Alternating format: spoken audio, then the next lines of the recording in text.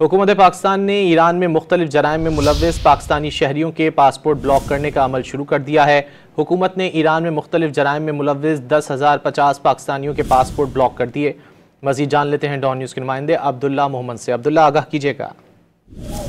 जी बिल्कुल, हुकूमत पाकिस्तान दुनिया के मुख्तलिफ ममालिक से रिपोर्ट किए गए जो पाकिस्तानी है उनके पासपोर्ट ब्लॉक करने का ऑप्शन, वो जो ऑपरेशन है वो जारी है।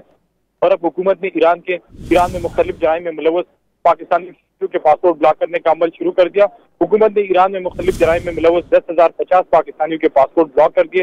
ये पाकिस्तानी शहरी इंसानी स्मगलिंग, गैर कानूनी रिहाइश, मंशियात, शिदत पसंदी और दीगर जराइम में ईरान में गिरफ्तार किए गए हैं। ईरान ने गुज़िश्ता 1.5 साल में 5,000 से ज्यादा पाकिस्तानियों को डिपोर्ट कर दिया। ज़राए वज़ारत दाखिला के मुताबिक 4,000 से ज्यादा पाकिस्तानी गैर कानूनी तौर पर बॉर्डर क्रॉस करने के जुर्म में ईरान में गिरफ्तार किए गए।